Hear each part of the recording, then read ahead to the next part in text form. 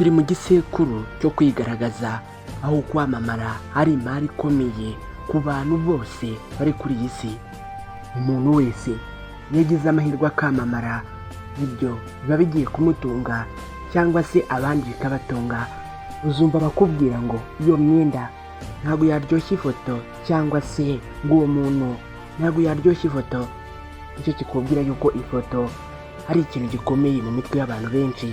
Bamwe mu rubyiruko bashobora no gusigana bemezanya yuko bazi kwifotoza kurenza abandi, ngo nzi kwifotoza kukurenza. Hari ubundi amafoto yose twifotoza ku maselfie mu matelefone yacu cyangwa se ku bafotogarafe, aya mafoto yitwashimisha cyangwa abagamije gushimisha abandi. Ifoto nk'urwibutso rw'ibikorwa byiza cyangwa se ibihe bigeze gucamo ni ingenzi cyane. Gusa twatandukiriye umwimerere n'akamaro k'ifoto kuri Facebook, WhatsApp, Instagram, Snapchat, TikTok ndetse n'izindi mbuga nkoranyambaga. Kutagaragaza ifoto bihwanye no kutagaragara mu bandi nawe ubwawe. Abantu benshi dusigaye dutwarwa umwanya munini cyane tureba amafoto y'abandi, amastatus, turi ku izo mbuga nkoranyambaga. Umuhanga mu byo gutekereza cyane Niyo yaragize ati, amafoto atuma umuntu arushaho kwiyambika mask aho kuba we wa nyawe. Guy Debord wanditse igitabo cyitwa The Society of Spectacle yaragize ati, amafoto akuraho ubumuntu agasimburwa n'ubugenzuzi n'ishyushyu ryo kugaragara. Witwa Roland Barthes yaragize ati, ifoto ni urupfu ruto kuko ifata umwanya umuntu yabayeho, ariko kandi uwo mwanya ntukomeze kubaho. Muri iki kiganiro tugiye kubagezaho ibintu bitangaje 10 ku mafoto cyangwa se mu kwifotoza. Kwifotoza byatangiye kera cyane kurenza uko abantu babitekereza. Amafoto yatagiye gusakara cyane mu myaka ya vuba y'aba.com cyangwa se mu kinyejana cya 21.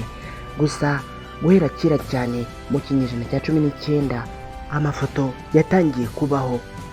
Ahagana mu mwaka w'1839 uwitwa Robert Cornelius w'umunyamerika yafashe ifoto ye ya mbere akoresheje icyuma cyitwa daguerreotype. Uyu afatwa nk'uwahanze selfie cyangwa se ifoto zo kwifotora mu by'ikoranabuhanga. Icya kabiri wamenya ko kwifotoza cyangwa se amafoto nuko ijambo selfie ryinjiye mu mvugo yemewe mu mwaka wa 2013. Muri 2013 ijambo selfie ryinjiye mu gitabo cya Oxford English Dictionary nyuma y'uko ryakoreshejwe cyane ku mbuga nkoranyambaga, cyane cyane kuri Facebook ndetse no kuri Instagram. Icya gatatu wamenya ko kwifotoza cyangwa se ku mafoto nuko hagati y'abantu 20 n'abantu 50 bapfa byibuze buri mwaka bazize kwifotoza. Uzabona abantu baharanira kwifotoza ahantu hakomeye cyangwa se ahantu hateye ubwoba ngo barusheho kugaragaza yuko nabo ari abantu bakaze. Bajya ahantu hejuru y'imisozi, ku manga, ahantu hateye inkeke cyangwa se ahandi ariho hose hashobora gutera umuntu akaga mu gihe ahatinze. Icya kane wamenya ko kwifotoza nuko burya abagabo ari bo bapfa bazize amafoto kurenza abagore. Umviye imibare 75% by'impfu zose zatewe no kwifotoza, cyane cyane selfie. Izi mpfu ni iz'abagabo kuko aribo bakunda kwifotoreza ahantu hagoranye cyane hateye inkeke, bikarangira nabo bibahitanye. Icya gatanu wamenya ko kwifotoza cyangwa se ku mafoto nuko kwifotoza cyane bishobora gutera ubikunda kurwara indwara yitwa selftis.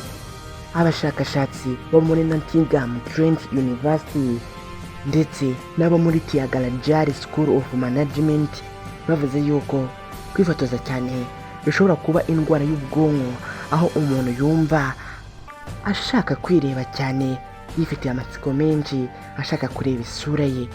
Iyi ndwara ya selftis bayigabanyije mu byiciro bitatu by'ingenzi: mild, acute ndetse na chronic selftis. Icya gatandatu wamenya ko kwifotoza nuko abantu bifotoza cyane ku munsi kurenza bimwe mu bikorwa by'ingenzi abantu bakora ku munsi. Amafoto miliyoni 255 ku munsi, ni mu gihe ku mwaka ari miliyari 93 z'amafoto y'amaselfie abantu bifotoza. Icya karindwi wamenya ko kwifotoza cyangwa se amafoto nuko kwifotoza cyangwa se selfie bituma abantu bahiga ubwiza bw'isura kurenza ikindi gihe cyose cyabayeho.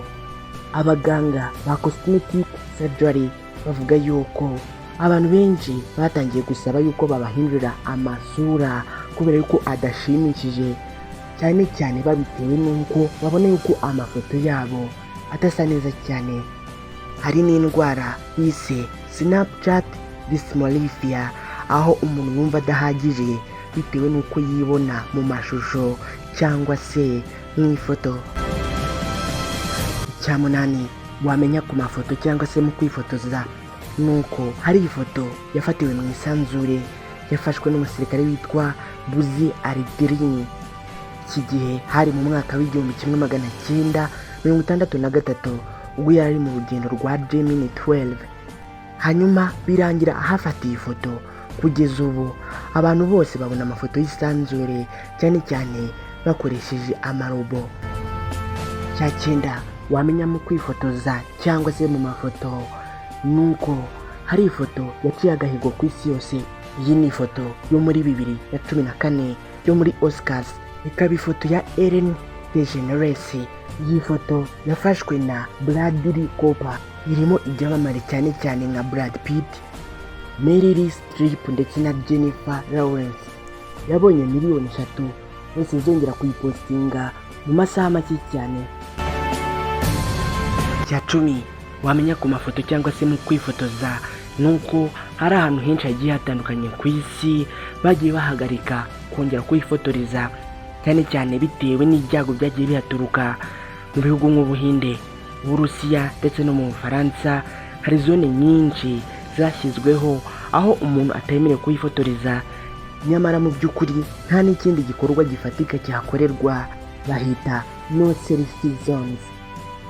Wumve ko 40% y'imfu zose z'abantu bazize selfie zaturutse mu gihugu cy'Ubuhinde. Rero bashyizeho ingamba zo kwirinda izo mfu z'abantu bifotoreza ahantu hateye ubwoba. Ngibyo ibyinshi utari warabwiwe ku ifoto. Reka nizere ko kino kiganiro cyagushimishije, hari icyo kigusigiye. Nitwa aimableniyongira, munyemerere duhure ubutaha.